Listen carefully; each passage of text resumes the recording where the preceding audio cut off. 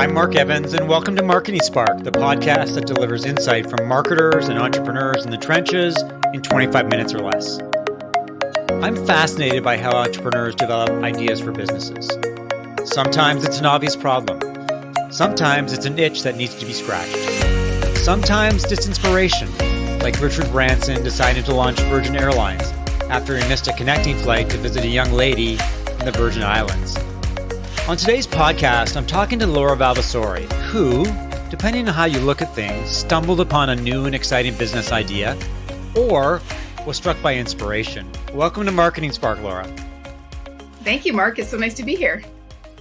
So I don't usually do this. I don't ask my guests to provide some background on what they do because in many cases, I just want to get to the conversation and have me deliver the good insight, the good stuff that will educate my audience. But because we're talking about a new business idea, I want to make sure that there's some context to our conversation. Perhaps you can tell me the backstory of you, what you do, how you make money, how your business was going, and then we can transition into this new and exciting idea that you stumbled upon a few months ago. So my background is in professional services marketing. I spent the first 20 years of my career working for law firms and accounting firms in marketing roles.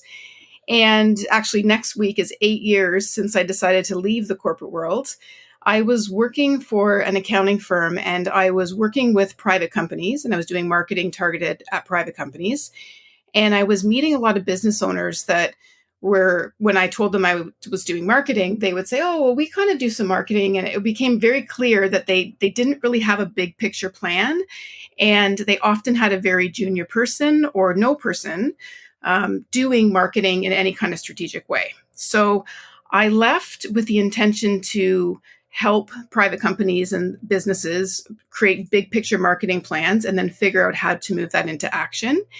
And I've been doing that for the last 8 years. And more recently, I've been transitioning to doing more coaching and working with smaller business owners as well. And finding that really gratifying and that there's a lot of people that have great ideas in business and they have great things to bring to the market, but they just don't have the marketing or business background. And with a little bit of coaching and guidance that they can be really successful. So that's where I've been focusing more recently as well.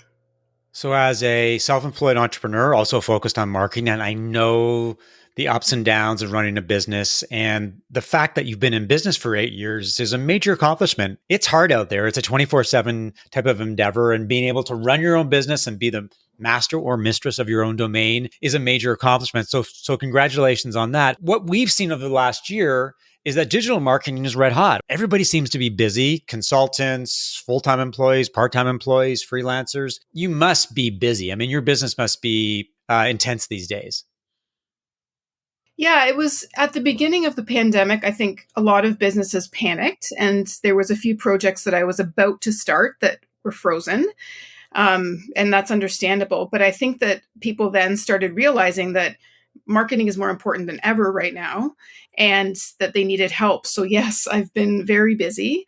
I have some longer term clients that I work with on an ongoing basis. And then I work with, do consulting with different, consulting and coaching with different businesses. And I have not been looking for things to do during the pandemic. That's for sure. Okay. So given that context, given the fact that you're a digital marketer, we all seem to be busy, your business is good, it's all tickety boom, right? What happened? So let's start on this entrepreneurial journey. You're just doing your thing. It's over the holidays. I guess you were cleaning up your office at some point in time. And this, you got inspired by a new idea. Maybe you can walk us through what was that journey? What was the new idea? And then we can talk about how the idea has spawned from an idea into something that you think has huge potential. Like many people during the pandemic, I've been doing a lot of reflection and thinking about where I want to take my business, where I want to spend my time. And I was cleaning out my office, as you said, and I came across a number of business books that I had purchased, and some of them I'd read, and some of them I hadn't even read. And I thought, oh, I really have to get to these in the new year. I love reading.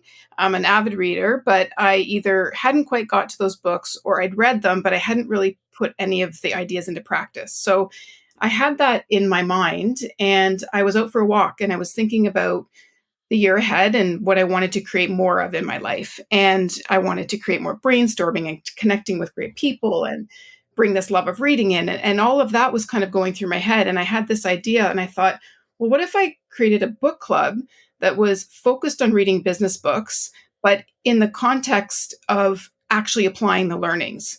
So applying more of a masterminding approach. How could I combine a traditional book club and a mastermind, which I'm a part of and have had great value from, into something new and different? And so that sparked the idea that I sort of kept to myself for a couple of weeks in my head as I was mulling it over and sort of thinking, kind of getting excited about it and using the imagination piece and like, what could it look like and how would it work? And asking myself all those questions before I shared it with a few people and got some really good feedback at the beginning of January. A book club or a mastermind at a time when we can't get together. Those things thrive in person where you can read each other's body language. You can feel people's personalities in the room. You can interact really easily. Was the timing right? Or did you think that it was a great idea, but the timing was off?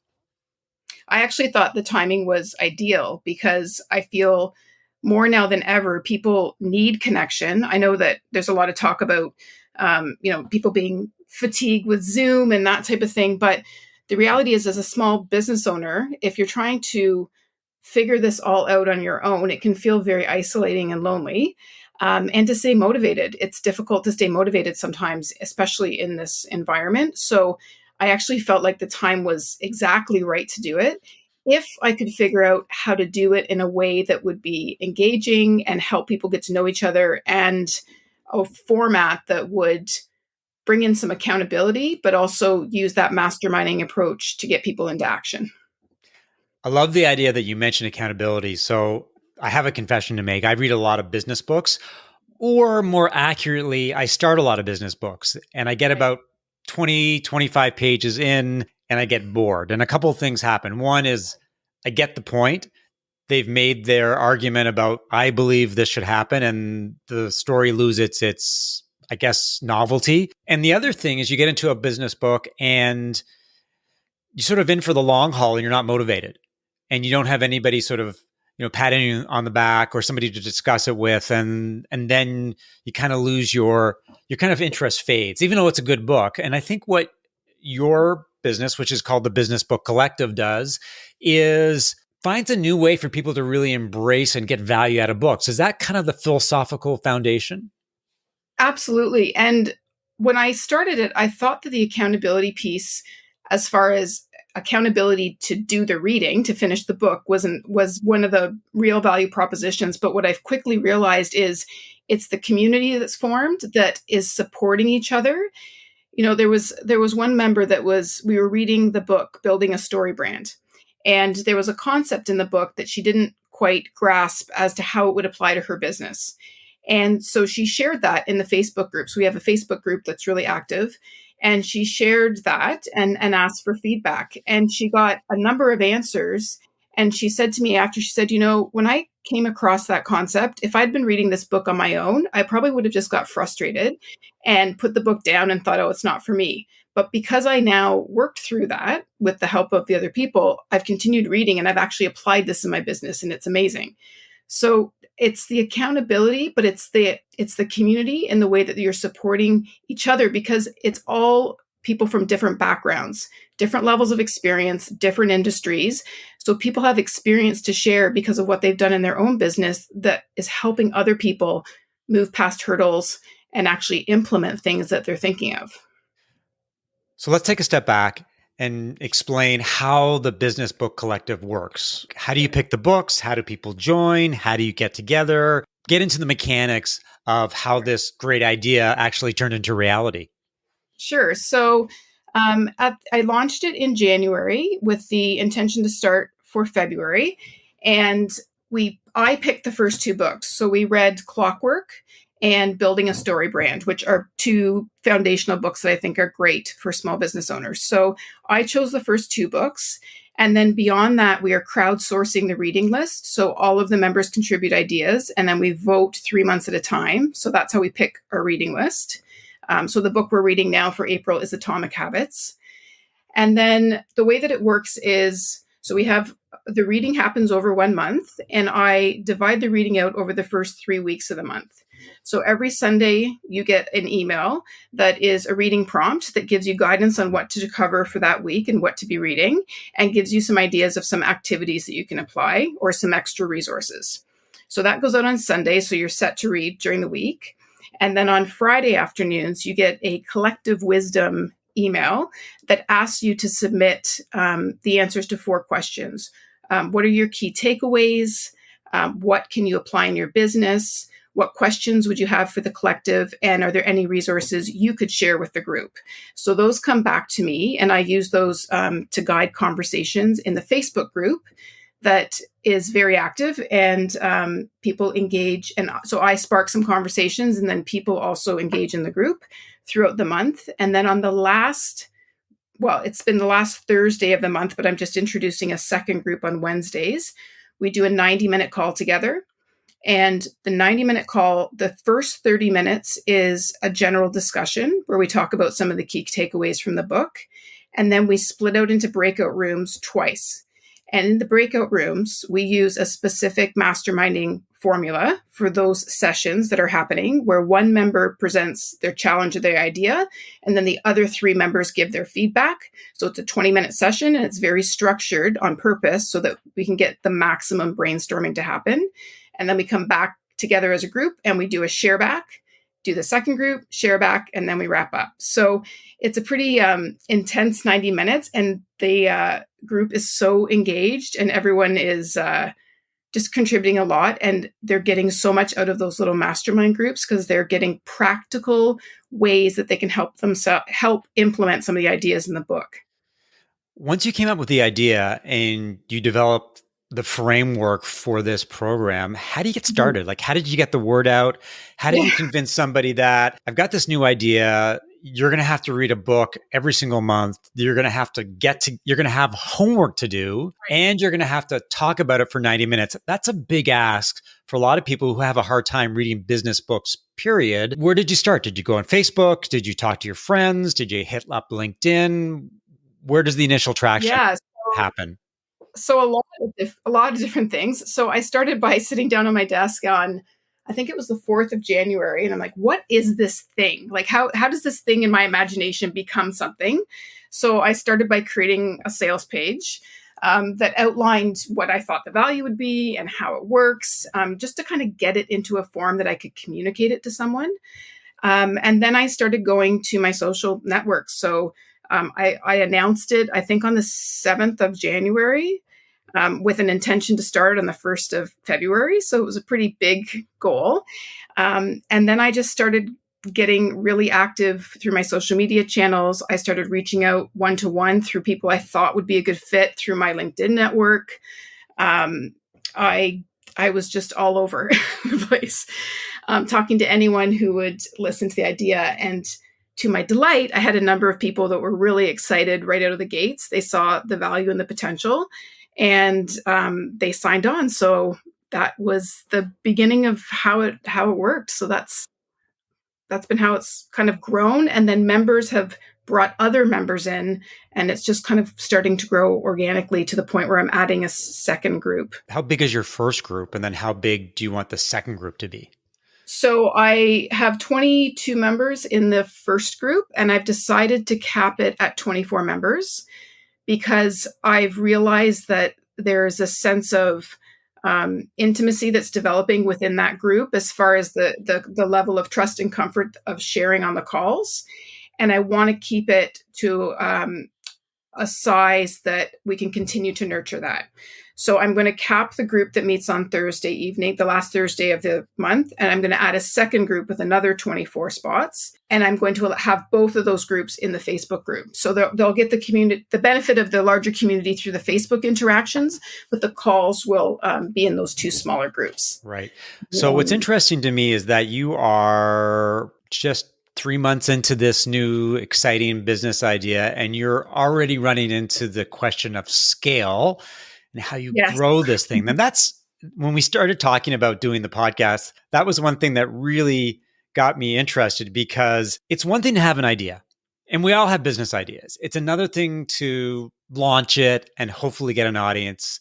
Then you actually get people who like the idea and you get a little business traction, but you're actually hitting the accelerator and you're going, I'm going to take, this is such a good idea. I'm going to take it to the next levels. Why don't you give us some details into what are you thinking? Or maybe it's too early. I don't know, but it sounds like you realize you're onto something here.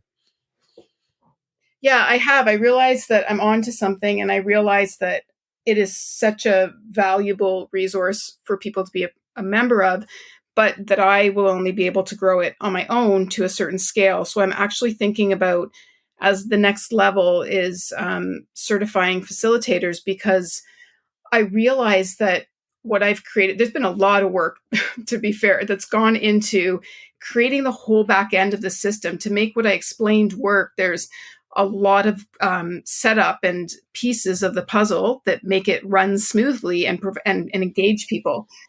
So what I'm realizing is that I've created a business model that, and an operating system that would be something that another coach or consultant could actually add on to their business. So it could be something that they could start their own chapter of the Business Book Collective using my guidance and operating model and license that through me. So I'm just in early days of starting to think about that, but I do see that that would be one way that I might grow it in a way that can help more people. I know that there's so many small business owners that need help and support. And if I can do that through the help of other facilitators as well, then that's something that I'm interested in pursuing.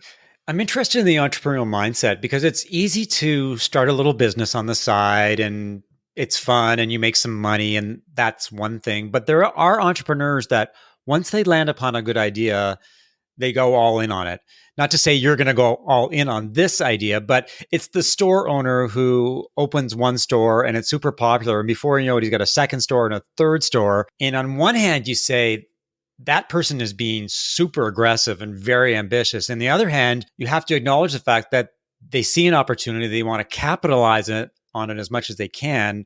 So they just go for it. I'm wondering from your perspective, your interest in taking this thing to the next level so quickly, is that a mindset thing? Does it scare you at all to move so quickly, or does it just seem like a natural move?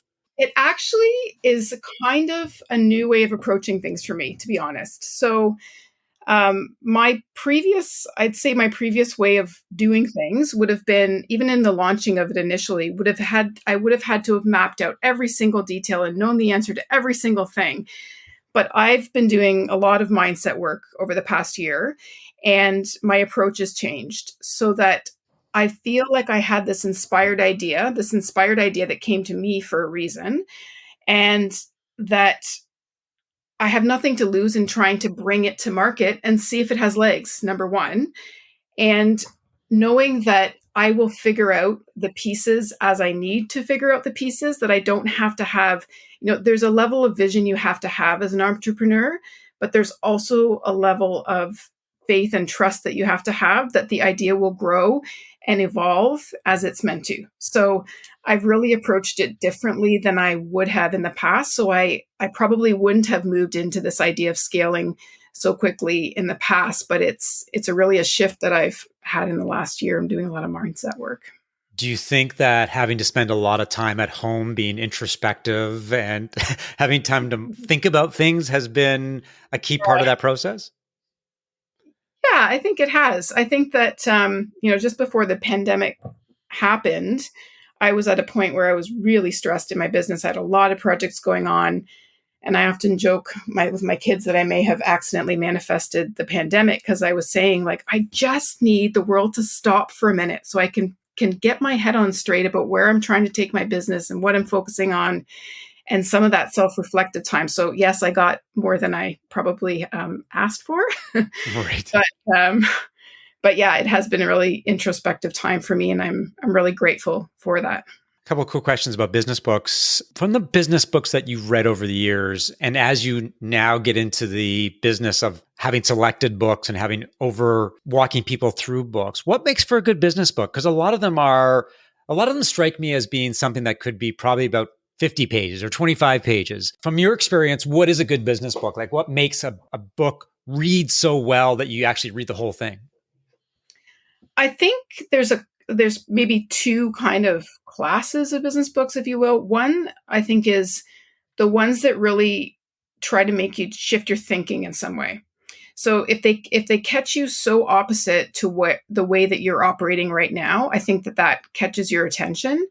And for me, the other is ones that are really really actionable and practical in the way that you can see how you can apply these concepts to your business.